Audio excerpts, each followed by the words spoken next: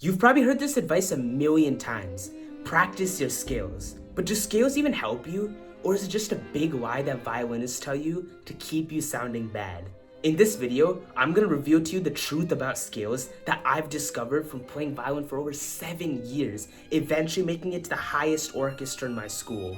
We will discuss why violinists recommend scales, how scales might actually be ruining your intonation, and whether or not you should even practice them. So why does it seem like everyone's telling you to practice scales? Teachers recommend scales to help the violinist develop skills which include intonation, tone, and shifting. These skills are absolutely critical for future songs, but here's the thing.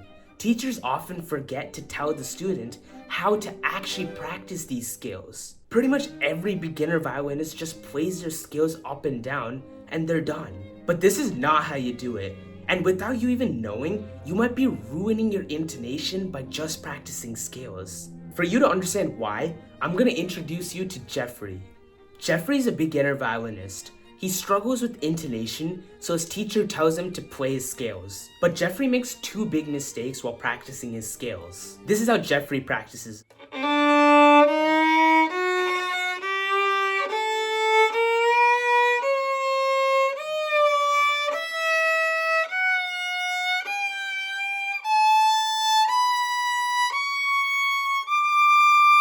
Did you notice Jeffrey's 2 mistakes? The first mistake was that his intonation was obviously really bad, and he didn't make any effort to fix it. But the greater issue was when Jeffrey shifted to 3rd position. Instead of hitting the right note at the first time, he hit the wrong note and tried readjusting it to the right one. While this seems like the right thing to do, he's inadvertently teaching his brain to hit the wrong note and then adjust his fingers to the right one, rather than hitting the correct note the first time. Most beginner violinists practice their scales like Jeffrey, and no wonder that 50% of music students quit their instruments within the first 2 years. Let me help you out. This is how you actually practice your scales. The first tip I would give you is to double check your intonation using ringing notes. The ringing notes are G, D, A, and E. So if these notes are in your scale, make sure that you hear them ringing. Listen to this.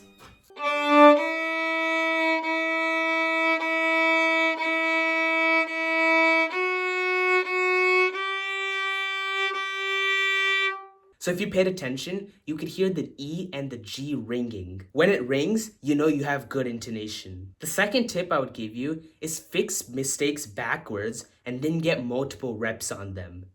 So say I miss a note, or it's a little out of tune. Instead of just adjusting my finger and moving on, we have to go back to the previous note.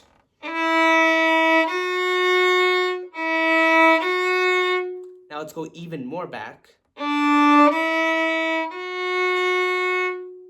So now this is good. Now we can move on to the next part.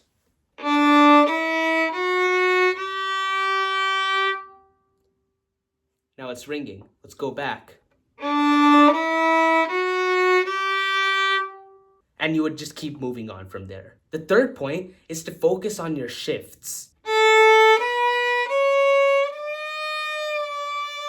This is what most violinists do. They hit the wrong note and then try to adjust it from there to the right one. But that's what's preventing you from getting a good shift. Instead, what you have to do is hit the right note the first time, and that we do again by going backwards and getting more reps in.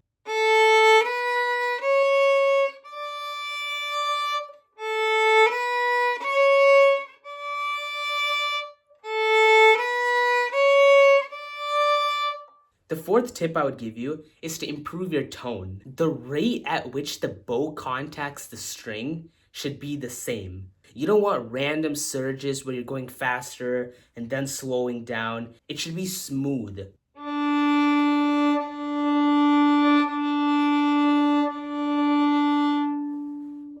And you want to have this flowy motion in your bow hand where you're like pushing out and pulling inwards. Imagine that your hand's like water just flowing back and forth. Okay, but because I actually care about your violin growth, we're gonna make things gradually harder. But before that, please subscribe to this channel. It would mean the world to me. So there are 3 ways to make your scales more harder and enjoyable. The first way is to incorporate different techniques into your scales. The problem with regular scales is that it limits the amount of things that you can work on. You only have X amount of concepts that you can work on and try to improve. But when you incorporate different techniques, you have more things that you can work on. Say you're struggling with bow circles. After every note of the scale, you can take a bow lift and play again.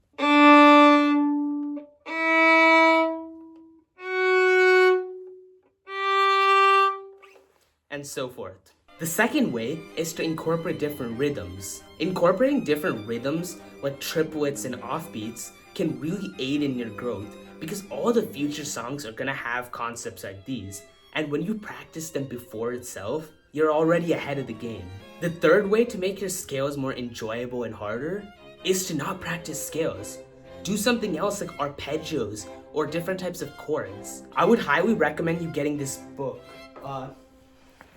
Scales for Young Violinists by Barbara Barber. This is the scale book that I myself used to use. I have the more advanced one right now, but this is a great scale book for beginners. It has many different types of arpeggios, and it has chromatic scales. It has octaves, thirds, sixths, all the concepts which you will use in the future. So I would highly recommend this book. It's not affiliated, I just really like it. But let me tell you the brutal truth. Scales aren't some sort of magic pill that will instantly transform your playing. The violin takes time and effort to master, and we're all working to get better. So now the final question. Should you or should you not practice scales?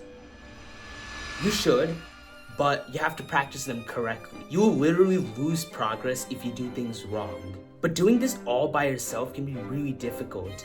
That's why I want you to scroll down and click on the first URL. It's just a Google form so that we can schedule private lessons. These lessons will be super beginner friendly, and we can eventually work out all the skills that you want, like vibrato and spiccato, while also exploring music from various composers like Mozart and Beethoven. To get started, again, scroll down and click on the first link. I'll be asking some basic questions like your name and your experience with the violin. Then I will personally send you an email within 2 weeks so that we can schedule our first lesson and see if we're a right fit for each other. And yeah, once you're done with that, click and watch this video here. Thanks.